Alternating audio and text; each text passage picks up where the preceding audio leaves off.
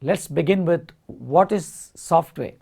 Software is basically a collection of programs with some data and documents. These documents tell us how to use the software, and without data you cannot really manipulate information. Of course, a program is a set of instructions with functions to do something based on the features that are expected to be part of the software. And there are three characteristics which are important about software different from hardware. Hardware can be the keyboard, the computer, the printer, or a speaker, or any hardware you come across. In the field of engineering, most of them are only hardware that is produced. Software alone is an entity which is different. Software is non-tangible, you cannot feel it, and we say that software is never manufactured. A car is manufactured in the automobile factory, but a software is not manufactured. Software is always developed or engineered.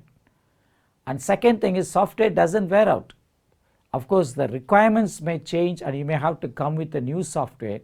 A software that is produced once will remain the same, whereas hardware will wear out in course of time.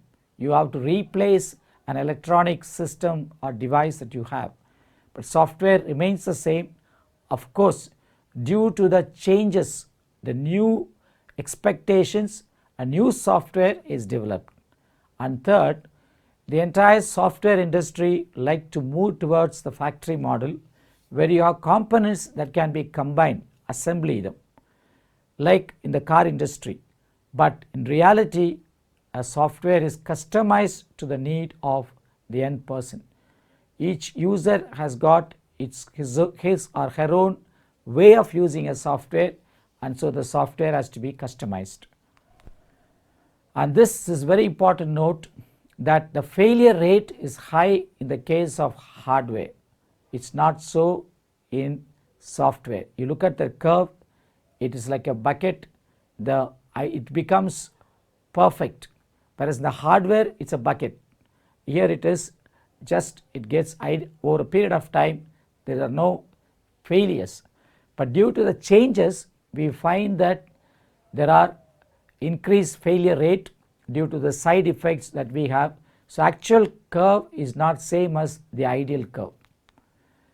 You must be aware that different types of applications are there: system software, application software, engineering, embedded, product line software, web applications, AI software, and there are still many categories.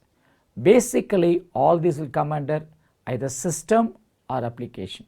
But however, it's good to elaborate this category and know the different types of software that is emerging in the industry today. And of course, there are new categories: open world computing, that is the software solution is distributed; pervasive, that is it is taking control of the entire environment wherever it is. It's pervasive and it is ubiquitous. Anytime, anywhere you can access software through wireless networks and so on. It is net sourcing, taking things from different sources, the web as the basic computing engine.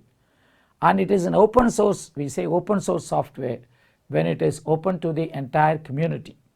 And there are new topics like data mining, grid computing, cloud computing, cognitive machines that can do intelligent behavior, and software for nanotechnologies with so much of nanomaterials in the market.